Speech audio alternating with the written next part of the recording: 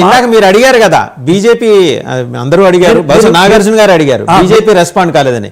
BJP నాయకుడు పార్థసారథి గారు respond అయ్యారు. ఒకసారి వారు ఏం మాట్లాడారు రవీంద్ర, ఏది అనంతపురం ఇష్యూలో మాధవలత గారి మీద అభ్యంతరకరమైన వ్యాఖ్యలు చేసిన విషయంలో వారు మాట్లాడారు. బీజేపీ కార్యకర్తలు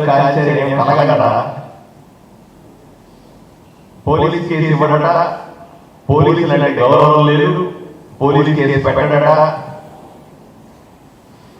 పోలీసుల్ని ఎస్పీలు వచ్చినట్టు మాట్లాడతాడు. ఈయన సభ్య సమాజంలో ఉన్నాడా, ప్రజాస్వామ్యంలో ఉన్నాడా, ఇంకా ఆధునిక రాజ్యంలో ఉన్నాడా? ఏం మాట్లాడతాడు మనిషి? ఇది సరైన పద్ధతి కాదు. ప్రజాస్వామ్యంలో వ్యవస్థలు ఉంటాయి, వ్యవస్థల మీద గౌరవం ఉండాలా, వ్యవస్థలను ముందు పెట్టి మంచి పరిపాలన చేయాలి. సో చూసాం కదా, మొత్తానికి ఆయన కూడా మాట్లాడారు. రైట్, జగదీష్ గారు మాట్లాడతారు. ఒకసారి వస్తానండి వెంకటేశ్వర రెడ్డి గారు, మీ దగ్గరకు వస్తా. టైం ఉంది మనకు, కొంచెం ఒక 10 నిమిషాలు ఎక్స్టెండ్ చేసుకుందాం. సో జగదీష్ గారు, మొత్తానికి బీజేపీ నాయకులు కూడా రెస్పాండ్ అయ్యారు. తెలుగుదేశం ఇంకా రెస్పాండ్ కాదు, వినిపిస్తోంది. బీజేపీ నాయకులు రెస్పాండ్ అయ్యారు. ఆయన సభ్య సమాజంలో ఉన్నారా, ఆటవికంలో ఉన్నారా అని అడిగారు. వాస్తవం లేదు సార్, ఇది ఇప్పుడు ఆయన మాట్లాడిన మాటలు మనం ఎవరు సమర్థించడం లేదు. ఇక్కడ అటు కూటమి ప్రభుత్వానికి కూడా ఈ విషయంలో ఆ డిలే అవడం కూడా మనం క్వశ్చన్ చేస్తున్నాం. ఖచ్చితంగా ఆయనపై చర్యలు తీసుకునే అవకాశం ఉంది. గతంలో కూడా ఎవరిని వదిలిపెట్టిన దాఖలాలు లేవు. ఇప్పుడున్న ఈ కూటమి ప్రభుత్వంలో ఉన్న పార్టీలపై నమ్మకం కూడా ఉంది. మీరు ఇందాక మాట్లాడుతూ ఈ సబ్జెక్టు ఏదో ఒక్క అంశం పైన కాకుండా వివిధ అంశాలపైన మాట్లాడడం వల్ల కొన్ని వెళ్ళిపోతున్నాయి, ఈ మాటల్లో వెళ్ళిపోతారు. సరే, నేనేమంటానంటే ఇందాక మీరంటూ పవన్ కళ్యాణ్ దూసుకెళ్ళిపోతున్నారు, ఈ చంద్రబాబు గారు వెనక్కి పడిపోయినారు అని చెప్పేసి లేదండి. సోషల్ మీడియాలో వచ్చిన అబ్జర్వేషన్ మీ ముందు పెట్టా. నేను ఆ రాష్ట్రంలో నాకు తెలియదు, మీకే ఎక్కువ తెలుసు.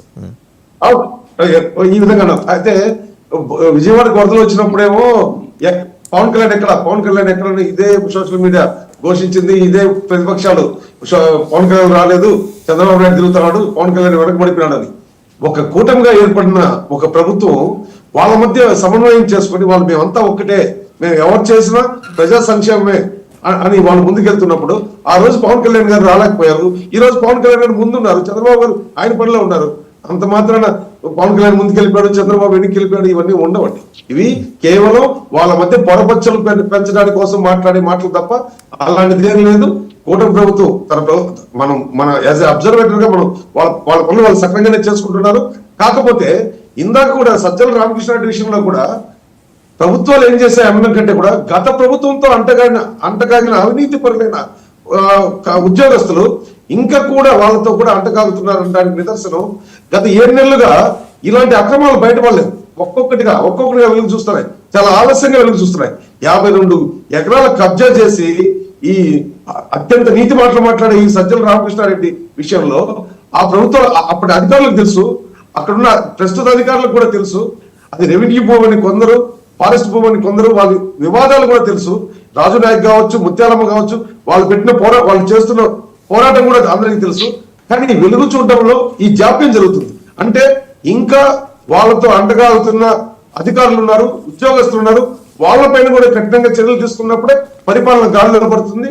అదేవిధంగా ఇలాంటి దళితుల పైన కావచ్చు, మహిళల పైన కావచ్చు, ఏదైనా సంఘటన జరిగినప్పుడు ఈ కూటమి ప్రభుత్వం కూడా వెంటనే స్పందించాలి.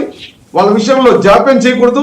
అలా జాప్యం చేయడం వల్ల వైసీపీకి వీళ్ళకి తేడా లేకుండా పోయే అవకాశం ఉంది. ఇప్పటి అనంతపురం విషయంలో కూడా మహిళలు ఆయన అంత దారుణంగా మాట్లాడడం ఖచ్చితంగా క్షమించడాన్ని ఒకసారి ప్రభాకర్ రెడ్డి గారు ఏం మాట్లాడారు చూద్దాం. ఎందుకంటే ఇందాక కొందరు జాయిన్ కాలేదు ఆయన మాట్లాడే సమయానికి, ఒకసారి చూద్దాం. రాత్రి మా ఊర్లో ప్రతి ఒక్క మహిళ నా మీద నమ్మకంతో జేసీ రావడం జరిగింది. చాలా పెద్దగా అడ్వర్టైజ్మెంట్ చేసినారు, సహాయం అమ్ముతారు, గంజాయి అమ్ముతారు అని. అసలు ఆ అమ్మాయి ఫోటో చూశారు మీరు, ఉత్తర పిల్లలుండి రోజు చేసుకుంటారు. అట్లా అమ్మాయి చెప్పేది రేడియో ఉన్నాయి కదా బీజేపీలో సభ్యు భద్రతలే నేనున్నాయా మంచి అమ్మాయి పెట్టుకుందా ఆయన చెప్పేవాళ్ళు వాళ్ళు పెద్ద ప్రాజెక్టు మా ఊళ్ళో 2 నెలలు సినిమా షూటింగ్ చేశారు. నన్ను పర్మిషన్ అడిగారు. ఆయన మా లెక్చరర్ ఇల్లు చూస్తున్నారు, మా సూర్యపల్లి ఇల్లు వాడినారు. మంచితనాన్ని పెట్టండి. ఆడవాళ్ళకి ఎంత జిగుత్సాహకరం ఉందంటే ఇది పెట్టిన ఆ లేడీ చూసినారు కదా, ఉత్తర రోజా పూలు వేస్తుంది. అదండి ఆయన భాష అది. జగదీష్ గారు ఆయన భాష అది. సార్ ఇక్కడ ఇక్కడ మనం దివాకర్ రెడ్డి గారు మాట్లాడిన విషయాలు చూస్తే, ప్రభాకర్ రెడ్డి గారు అనంతపురంలో సార్ ఎస్ జేసీ ఈయన మాట్లాడిన విషయాలు చూస్తే, అనంతపురంలో ఇప్పుడు ఆయన బీజేపీకి ఒక సీట్ కేటాయించారు, ఆయన మంత్రి అయిన వీళ్ళకి అవకాశాలు అక్కడ అవకాశం పోయిందనో లేకపోతే మంత్రి పదవి రాలేదనో, ఇటు వైసీపీ వాళ్ళు ఎంత బాధపడుతున్నారు. వెంకటరామరెడ్డి ఆయన కూడా ఒక చెరువు మీద కబ్జా చేసినట్టున్నాడు. ఆయన కూడా ఈ కబ్జా చేసి ఆయన కూడా ఒక ప్యాలెస్, ఈ ప్యాలెస్ ల పరంపర ఈ వైసీపీకి ఆనవాయితీ అయిపోయినది. ఇంకా చాలా ప్యాలెస్ లు బయటపడే అవకాశం ఉంది.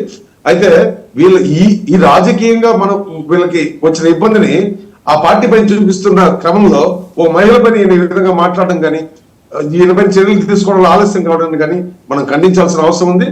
ముఖ్యంగా ఇలాంటి వాళ్ళ వల్ల కూటమి ప్రభుత్వానికి అతి తొందరగా, అంటే వాళ్ళు 7 నెలలు కూడా భరించలేకపోతున్నారు. ఇక్కడ వైసీపీ వాళ్ళు ప్రతిపక్షంలో 11 సీట్లుగా పరిమితమైన వాళ్ళకి అవకాశం ఇచ్చే విధంగా కూటమి ప్రభుత్వం ఉండకూడదని, ఈ రాష్ట్ర అభివృద్ధిని ఏ విధంగా అయితే ముందుకు నడిపించాలని ప్రజలు వీళ్ళకి మ్యాండేట్ ఇచ్చారో దాన్ని ఫుల్ఫిల్ చేయాల్సిన అవసరం ఈ Janasena party, TDP party, BJP party మీద ఉందని, ఈ విషయంలో వెంటనే స్పందించాల్సిన అవసరం వీళ్ళు గుర్తించాలని నేను చెప్తున్నాను. రైట్. వెంకటేశ్వర రెడ్డి గారు ఇందాక మీరు ఏదో మాట్లాడాలనుకున్నారు. వెంకటేశ్వర రెడ్డి గారు ముఖ్యంగా సజ్జల గారి విషయం గురించి టాపిక్ డైవర్ట్ అనే మేడం సుజాత గారు మాట్లాడారు. టాపిక్ డైవర్ట్ ఎట్లా చేస్తున్నారంటే, ఇప్పుడు ఇది కూడా ఒక శుద్ధ అబద్ధం అన్నమాట. డీటెయిల్స్ ఇవన్నీ చెప్పినప్పుడు చర్యలు ఎందుకు తీసుకోలేదని నేను అడుగుతున్నాను. చర్యలు తీసుకోకుండా డీటెయిల్స్ అన్ని ఉన్నాయంటారు, మళ్ళీ ఆరోపణలు అంటారు. అవి నిజాలా ఆరోపణలా తేల్చలేరు. ఇక ఒకవేళ నిజాలైతే చర్య తీసుకోవడానికి లేట్ ఏంటి ఒకటి. ఇంకొక విషయం ఏంటంటే, గతంలో ఇప్పుడు చెప్పినట్టుగానే జగన్మోహన్ రెడ్డి గారు చెప్పినట్టుగానే లడ్డూ విషయం ఏమైంది, ప్రకాశం బ్యారేజ్ బోట్ల విషయం ఏమైంది, కాదంబరి జత్వాని విషయం ఏమైంది, సీజ్ ద షిప్ విషయం ఏమైంది, ఇట్లా వరుసగా అని నెలకు ఒక ఆరోపణ చేసుకుంటా ఈ నెలలో భాగంగా సజ్జల గారి విషయం తెచ్చారు. ఇది కూడా శుద్ధ అబద్ధం. ఒకవేళ మీరు చెప్పేది నిజం గనక అయితే, చర్యలు తీసుకోకపోతే, ప్రజలు ఆల్రెడీ మిమ్మల్ని మీరు అబద్ధాలు ఆడుతున్నారు, నెలకు ఒక టాపిక్ తెస్తున్నారు, అన్నిట్లు నెల నెలల భాగంలో ఇదొక భాగం అని అనుకుంటున్నారు. మీరు మళ్ళీ ఇది కూడా అట్లానే అనుకుంటున్నారు కదా, మరి నిజమైతే తేల్చాలి కదా. ఇది శుద్ధ అబద్ధం అని మేము చెప్తున్నాం. నిజమైతే మీరేం చేస్తారు సార్? నిజమైతే మీరేం చేస్తారు అది కూడా చెప్పండి. మేం చేసేది ఏంటండి, ప్రభుత్వం